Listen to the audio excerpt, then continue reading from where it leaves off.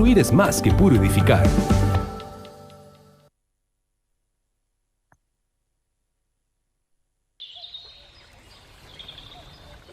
Cae la tarde y en un rincón de la ciudad, en un pequeño jardín, alguien cuenta una historia, reflexiona en voz baja o conversa, paseándose bajo los árboles. Es hora de volver a casa, bajar la velocidad y darle tiempo al tiempo. Christian Warnken nos abre la verja de su jardín para que respiremos aire puro y oxigenemos el espíritu. En Pauta, aquí comienza Desde el Jardín, una presentación de Fundación Irarrázaval, desde 1920, al servicio de la educación, humanismo y técnica, y Grupo Viva, promoviendo la sostenibilidad en la empresa y los barrios. Lo esencial de toda exploración será volver al propio jardín y ver las cosas por primera vez, decía el poeta T.S. Eliot. Queridos y queridas radiovidentes que al escucharme me ven en Antofagasta, en el norte, Temuco en el sur, Viña del Mar, Santiago en la quinta región, Santiago también, y los que nos siguen por pauta.cl y también por Spotify, estoy abriendo la verja de madera de mi jardín. Ya estoy, de hecho, en mi jardín, en un jardín que se va preparando de a poco para la primavera, y voy cruzando hacia el patio de la escuela como me gusta hacerlo por lo menos una vez a la semana y escuchar el sonido vibrante de las campanas que anuncian ahí el recreo, los niños, los maestros, los profesores, y sobre todo me gusta encontrarme con ella, me gusta encontrarme con Gabriela Mistral y escuchar su voz. Muchas de las cosas que hemos menester tienen espera, el niño no. Él está haciendo ahora mismo sus huesos, criando su sangre y ensayando sus sentidos. A él no se le puede responder mañana, él se llama ahora. Él se llama ahora, la urgencia que Gabriela Mistral percibe, siente, que la llama desde el mundo tan vivo de los niños, a los cuales dedicó tanta poesía y tanto homenaje, ¿no? Y tanta energía como profesora y como poeta. Quiero leer un fragmento muy cortito de una reseña, una especie de crónica que hace Gabriela Mistral en México en diciembre de 1922, recogiendo las impresiones que recibe, invitada por el entonces ministro de Educación, José Vasconcelos, que estaba haciendo una reforma muy importante en México, y ella va a una escuela granja en México, y dice lo siguiente, escribe lo siguiente: empiezo a dar mis impresiones de la enseñanza en México, con la más pobre de todas las escuelas, con la que encontré más desnuda en mi primera visita, y a la que he visto crecer bajo mis ojos en 2 meses, por una de esas maravillas que solo hace el espíritu, que no podrá hacer nunca sino el espíritu. Al entrar en la escuela, mi primer pensamiento fue mezquino. ¿Para qué traerán a ver un colegio tan pobre a una extranjera? Porque es de estilo en estos casos, en muchas partes, mostrar a los visitantes los grandes colegios de parqué brillantes y de aulas decoradas. Pero el pensamiento maligno desapareció en cuanto yo llegué al primer patio. Una multitud de niños desarrapados hacían labores de huerto, regaban, revolvían tierra, desmalezaban entre un rumor jubiloso de colmena de octubre.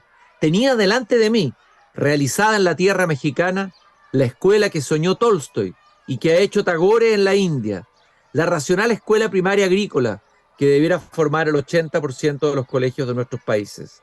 Dice y empieza luego de escribir toda la experiencia que tuvo Gabriela Mistral en esa escuela granja en México. Hoy día estoy sentado aquí en el patio de la escuela con un educador mexicano que estudió matemática en la UNAM, que ha sido investigador en distintas universidades, doctor en política educacional, liderazgo y práctica pedagógica de la Universidad de Harvard. Fue parte de un equipo impulsor de las redes tutoriales, de las que hemos conversado otras veces aquí en el programa de la UNAM, que en los años 90 produjeron un inédito mejoramiento de rendimiento en comunidades históricamente más vulnerables, ¿no? Bueno, en fin, tiene un currículum muy largo, ocuparía demasiados minutos de la presentación para presentarlo ante ustedes. Prefiero inmediatamente saludarlo. Santiago Rincón Gallardo aquí en el patio de la escuela junto a mi jardín. Un gusto, Santiago, de conversar contigo esta tarde. ¿Qué tal, Cristian? Un placer estar aquí contigo en este patio. Muchas gracias además por la cita de Gabriela Mistral, que me conecta con el corazón del trabajo que he venido haciendo los últimos 25 años y hablaremos un poco más sobre eso, pero qué linda manera de empezar. Santiago, bueno, Gabriela Mistral fue gran admiradora de México, amante de México en realidad, tuvo varias experiencias pedagógicas que conoció que la marcaron profundamente, en fin, conocimientos de poetas, de escritores. Pero quisiera que me hablaras un poco de cómo llegas tú a la educación y la pedagogía. ¿Cómo has tocado tu corazón por el llamado de la educación? Mira, hay varios puntos de entrada, pero déjame empezar con el siguiente. Yo fui siempre considerado un buen alumno en la escuela, siempre con las mejores calificaciones, las mejores notas en mi grupo, considerado como un alumno ejemplar, alguien que los maestros decían otros estudiantes debieran emular. Yo salí graduado de la escuela secundaria con las mejores calificaciones, pero completamente deshabilitado para aprender por mi cuenta. Y mi vida pudo haber seguido ese cauce, pero sucedieron un par de cosas que creo que cambiaron mi destino. El primero es, después de la educación secundaria, antes de entrar a la preparatoria, dediqué un par de meses para trabajar en una campaña de alfabetización y promoción de derechos humanos en una comunidad indígena en la sierra de Veracruz, la sierra indígena de Veracruz. Y eso me trajo en contacto con una realidad humana muy bella. Muy similar a de lo que nos describe Gabriela Mistral en su apertura, en la cita que nos compartes. Era un contexto de mucha pobreza financiera, pero mucha riqueza humana. Y lo que aprendí ahí de la gente en la comunidad me tocó para siempre. O sea, yo sabía que quería hacer algo en relación con el México profundo, el que hablaba Guillermo Bonfil Batalla. Me marcó mucho, me marcó mucho. Estar en lugares donde pareciera que la gente tenía muy poco, pero que era la que más te daba. Fue algo que me dejó muy marcado. Estos 2 meses del verano para mí me dejaron muy marcado. Ahora, yo empecé a estudiar matemáticas en la UNAM. La UNAM se fue a huelga. Yo estuve apoyando la huelga por un tiempo, pero en algún momento el sector más ultra, digamos, del movimiento nos expulsó a muchos. Y entonces estaba yo sin escuela y sin saber qué hacer. Y en ese tiempo, mi mentor, Gabriel Cámara, quien se convirtió después en mi mentor de toda la vida, Gabriel Cámara, estaba buscando un joven que se sumara a su grupo de trabajo para un proyecto que se llamaba Postprimaria Comunitaria Rural, que buscaba extender la educación a estudiantes de comunidades muy apartadas en México que quisieran continuar sus estudios después de la primaria. Y Gabriel tenía la idea de crear centros educativos donde hubiera más libertad para aprender. La idea era crear centros educativos abiertos a toda la comunidad, donde los chicos, con apoyo de jóvenes instructores, desarrollaran el hábito y la capacidad de aprender por su cuenta. Esa era toda la idea. Con flexibilidad, poder seguir temas de interés a su propio paso, en fin. Y Gabriel buscaba a un joven que se sumara a su grupo. Y yo muy entusiasmado por empezar a trabajar en educación, por reconectar con la educación rural en los rincones más profundos de nuestro país, acepté su invitación a participar con él. Gabriel nos enseñó desde muy pronto a mantener muy de la mano diseño y ejecución. La idea era que cualquier idea que queríamos llevar a la realidad, nosotros teníamos que demostrar como equipo nacional que era posible en los rincones más alejados de nuestro país. Y entonces pasamos mucho tiempo en comunidades, no para evaluar a las escuelas, ni a los maestros, ni a los niños, sino para evaluar nuestra estrategia, para ver qué distancia había entre lo que visualizábamos y lo que estaba sucediendo en la realidad, y entonces ir refinando nuestra estrategia a lo largo del tiempo. Para hacer la historia corta, una historia muy larga pero corta, uno de los momentos más importantes de nuestra historia ocurrió cuando, como equipo nacional de este programa, la Postprimaria Comunitaria Rural, nos dimos cuenta de que había una gran contradicción entre el modo en que estábamos nosotros diseñando el programa y el modo en que capacitábamos a nuestros instructores y lo que les pedíamos que ocurriera en las salas de clase. Y descubrimos que si queríamos que nacieran, que fueran posibles comunidades de aprendizaje en los rincones más profundos de nuestro país, en los rincones más remotos de nuestro país, nosotros como equipo teníamos que convertirnos en comunidad de aprendizaje también. Porque hasta entonces cada uno de nosotros había estado ofreciendo capacitación en nuestras áreas de especialidad. Yo daba capacitación en matemáticas y en inglés. El experto en literatura daba capacitación en literatura. El experto en ciencias daba capacitación en ciencias. Pero aún cuando capacitábamos así, pero les pedíamos a estos instructores comunitarios que fueran capaces de apoyar el estudio autónomo de todas las disciplinas académicas en sus estudiantes. Entonces descubrimos esta gran contradicción entre lo que les estábamos pidiendo a nuestros instructores comunitarios que hicieran y lo que hacíamos nosotros con nuestra práctica de capacitación. Y entonces nos dimos cuenta de nuevo que si queríamos hacer realidad las comunidades de aprendizaje en las comunidades más remotas de nuestro país, nosotros teníamos que convertirnos en comunidad de aprendizaje. Y entonces como matemático, por ejemplo, yo empecé a leer literatura, poesía, de la mano del experto en literatura. Empecé a abordar dilemas matemáticos o problemas matemáticos con el experto en ciencias, a investigar preguntas como ¿por qué vuelan los aviones? O ¿cómo sabemos que existen los átomos? Empecé a estudiar historia con el apoyo del historiador. ¿Y qué es lo que eso produce? ¿Qué es lo que te produjo a ti y qué cambio produce en la manera de entender lo que es enseñar o hacer trabajo pedagógico? ¿Cuál es el cambio que viene ahí? Hubo dos cosas. Primero, descubrir la gran la sacudida que nos dio. Darnos cuenta que, aun cuando éramos muy buenos en nuestra área de especialidad, teníamos muy poca capacidad para aprender para entender otro tipo de lenguajes académicos, a pesar de haber pasado por la escuela. La experta de literatura le sudaban las manos cuando tenía que resolver un problema de matemáticas. Yo como experto en matemáticas batallaba mucho para entender un poema, para interpretar un poema. Esa fue la primera lección, pero la segunda, que fue la que a final de cuentas nos unió como equipo y que nos ha mantenido unidos por más de 25 años, fue que redescubrimos nuestro poder para aprender. Redescubrimos nuestro poder para aprender. Como yo te decía, yo había pasado por la escuela, sacado las mejores notas, pero completamente enajenado de mi propia capacidad para aprender. Lo que aprendí en la escuela fue a obedecer, a hacer lo que me pedían los profesores, a entender qué era lo que necesitaba para sacar las mejores notas y hacerlo. Aprendí a que me enseñara. Eso fue lo que aprendí. Pero sacrifiqué con eso mi poder para aprender. Y de alguna manera, perdón, Santiago, ahí tú descubres como profesor todo lo que puede aprender un niño primero. O sea, un poder que está ahí, no sé si anestesiado, invisibilizado, disminuido, pero que es un tremendo poder que la educación tiene que liberar. Y que parece que liberar tiene ahí, digamos, reprimido o debilitado, ¿no? Así es, el poder para aprender reside en nosotros. Los niños nacen con un poder para aprender que es extraordinario. Todos aquellos de nosotros que tenemos acceso a niños pequeños, especialmente fuera de la escuela, creo que hemos sido testigos del milagro que es el aprendizaje humano y la capacidad extraordinaria que tienen los niños para aprender.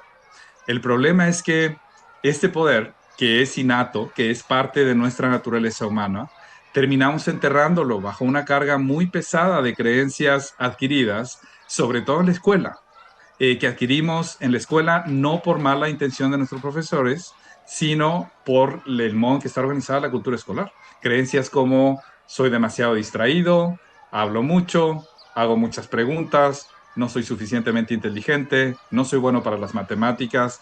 Todo este tipo de creencias que aprendemos, no con la intención, no es la intención explícita de nuestros profesores, pero los aprendemos de una manera muy profunda. Porque además esos profesores fueron educados dentro de la misma paradigma. Así es. Simplemente traspasan lo que ellos vivieron cuando niños. Ahora, hay una idea que vi en no sé si una entrevista que te hicieron, que tú hablabas de que aprender es una práctica de libertad. Es decir, que la libertad está en el corazón del proceso de aprendizaje. Eso me gustaría que profundizaras un poco, Santiago. Claro, bueno, lo primero es aprendemos bien lo que queremos aprender. O sea, esa es la primera. En realidad, lo que aprendemos bien es aquello que queremos aprender. Y aprendemos bien cuando tenemos cierta autonomía para definir qué vamos a aprender, cómo, con quién, qué momentos le vamos a dedicar, en fin. Alison Gopnik, de la Universidad de Stanford, una experta en el desarrollo de la mente de los niños, lo hizo de una manera muy elocuente después de varias décadas de experimentos que ha hecho para entender cómo aprenden los niños. Resume buena parte de su investigación en lo siguiente. Ella dice, a final de cuentas no podemos hacer aprender a los niños, tampoco, tan solo los podemos dejar aprender. No podemos hacerlos aprender, tan solo podemos dejarlos aprender. Y es una manera de pensar en que el aprendizaje es una práctica de libertad. No podemos definir cuándo los estudiantes van a estar aprendiendo qué, pero lo que podemos hacer es crear los entornos, los ambientes donde pueda florecer su gusto por aprender y fortalecerse su capacidad para aprender, su poder para aprender, de ese que estamos hablando. Ahora, aprender es una práctica de libertad también, Cristian, porque para aprender necesitamos sentirnos seguros, protegidos y saber que podemos intentar hacer las cosas de manera distinta, tropezar, equivocarnos y que no va a haber ningún problema con eso, que podemos volver a pararnos. Aprender requiere que nos tropecemos, requiere que nos equivoquemos, en fin. Y eso requiere libertad. Y los niños lo saben.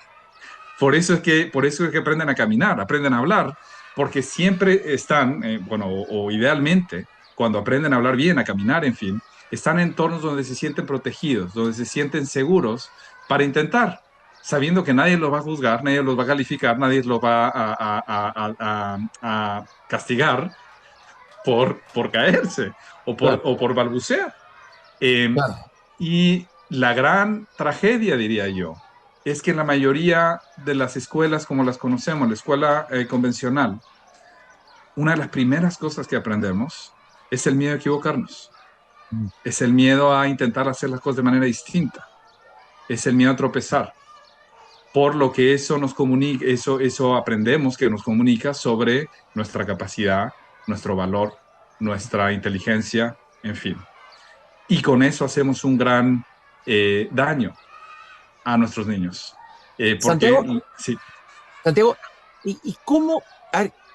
Porque los profesores se preparan en la universidad no para educar, para suscitar o generar esta práctica de libertad a los alumnos. Fueron educados para ser profesores, para dar lecciones, para enseñar su disciplina. ¿Cómo debe cambiar? ¿Qué debe aprender el profesor, los nuevos profesores para esta educación para la libertad, para poder estar capacitados para hacer todo lo que tú acabas de plantear? Que me parece muy hermoso y muy potente por lo demás. Lo que tenemos que hacer es repensar el rol del maestro, no como el que sabe, sino el que aprende. ¿Ok? No tanto el que sabe, sino el que aprende. Desde luego nuestros maestros tienen que saber, tienen que conocer el currículo, tienen que estar familiarizados con las distintas disciplinas académicas, en fin. Pero lo que los adultos debiéramos modelar frente a nuestros niños es la habilidad de aprender.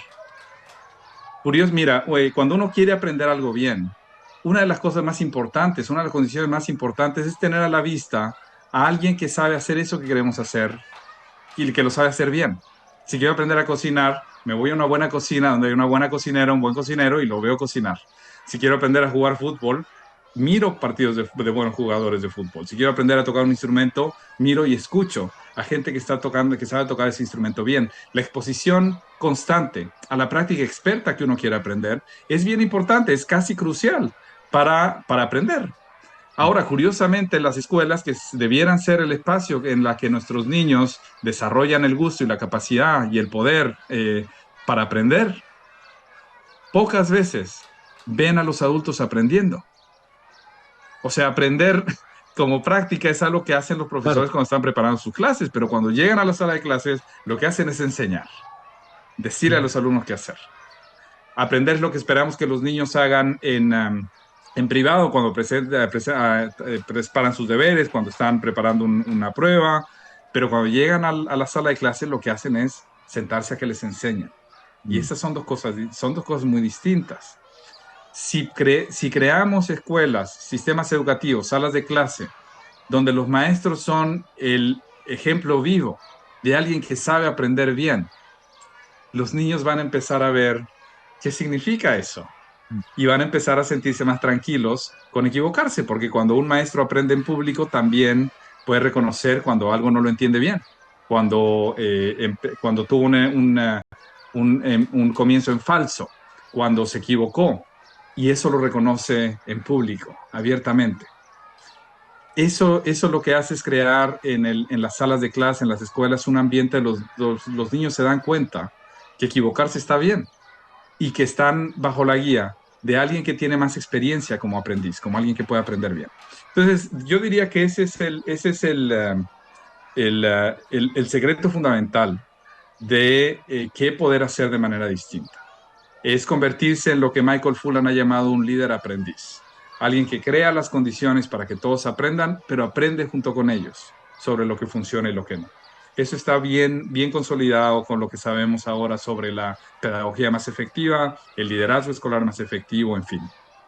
Y esta idea de convertirse en líder en aprendiz, alguien que crea las condiciones para que todos aprendan y aprende junto con ellos sobre lo que funciona y lo que no, es algo que también hacen los líderes escolares más efectivos y los sistemas escolares más efectivos. La idea es hacer de la práctica de aprender el trabajo de todos, la responsabilidad de todos. Todos aprendemos, todos enseñamos. Y la otra, lo que nos toca también es crear los entornos, las condiciones, las oportunidades para que los niños también enseñen.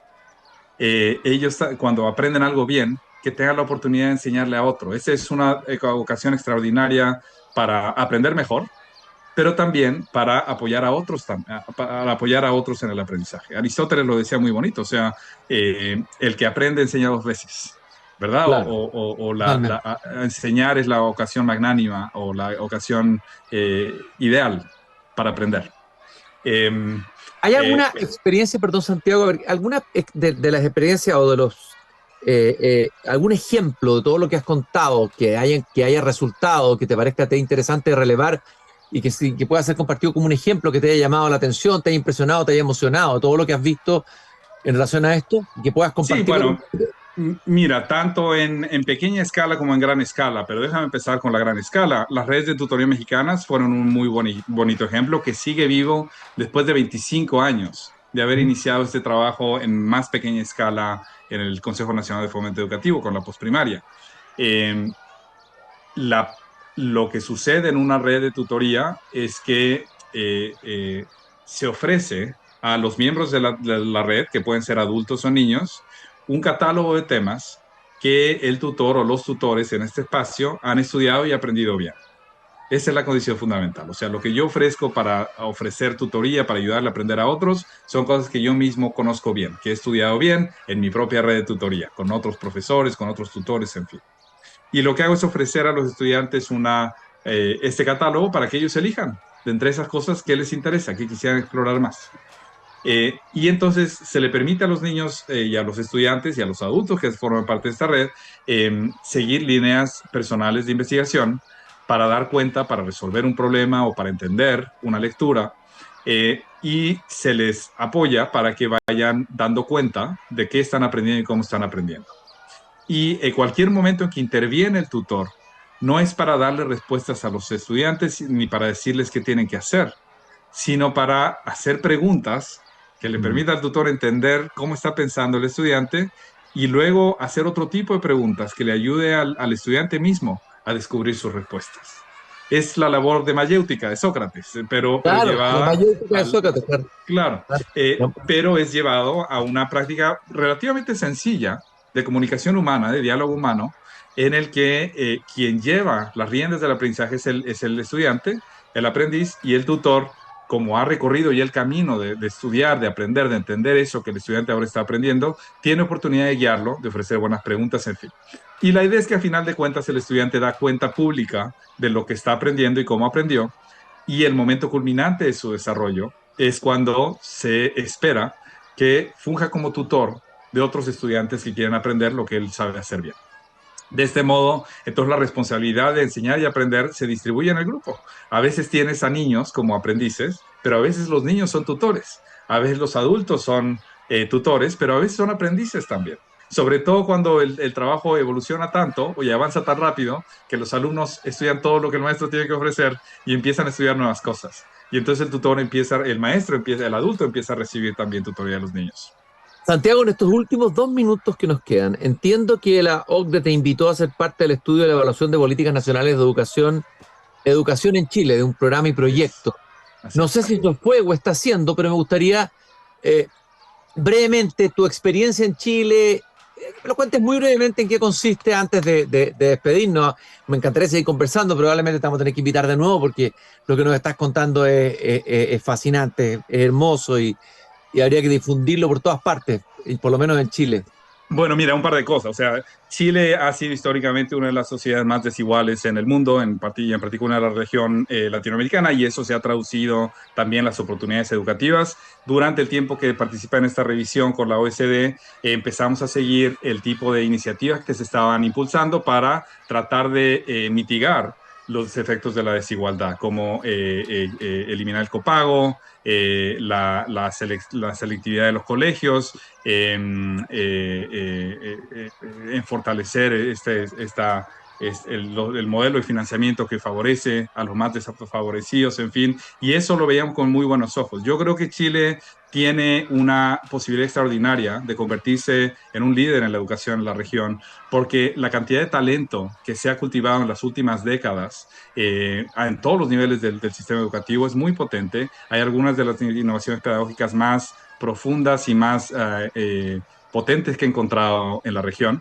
Y además le ha prestado mucha atención al desarrollo de liderazgo. Hay centros de liderazgo ahora que están formando a líderes, líderes en las escuelas, en los servicios locales, en fin, que están bien fundados en lo mejor que sabemos ahorita de la investigación educativa, en fin. Entonces hay un nivel de entusiasmo, un nivel de capacidad, un nivel de talento y un nivel de innovación a la base, que es muy importante. Y el gran desafío va a ser hacer funcionar todo esto a nivel del sistema y la sociedad en su conjunto. Pero las piezas están puestas, o varias de las piezas están puestas, y a mí me entusiasma mucho poder seguir siendo parte de los esfuerzos por transformar la enseñanza y el aprendizaje en el país. Santiago, yo te quiero agradecer esta conversación aquí sentados en el patio de la escuela. Ya está sonando la campana que indica que terminó el recreo y hay que volver a estas aulas donde los niños están aprendiendo lo más importante, una práctica de la libertad, el corazón de una verdadera enseñanza o enseñanza-aprendizaje. Fue realmente un gusto para mí compartir contigo esta tarde aquí en mi jardín, Santiago. Muchas gracias, Cristian. El gusto fue mío. Gracias por invitarme a tu jardín. Y nosotros nos volvemos a encontrar mañana cuando vuelva a abrir la verja de madera de este jardín. Y les recuerdo esa frase de Voltaire que me encanta repetirles al final del programa y que está al final del libro El Cándido de Voltaire. Hay que cultivar el propio jardín, que tiene mucho que ver con lo que Santiago nos ha contado y compartido hoy día. Recordar que nos acompaña Fundación Irarrázaval y también Grupo Viva, comprometido con la sostenibilidad en los barrios y la cultura en la empresa. Mañana entonces, a las 8 de la tarde, vuelvan a entrar a mi jardín y a seguir una conversación tan interesante como esta. Hasta entonces.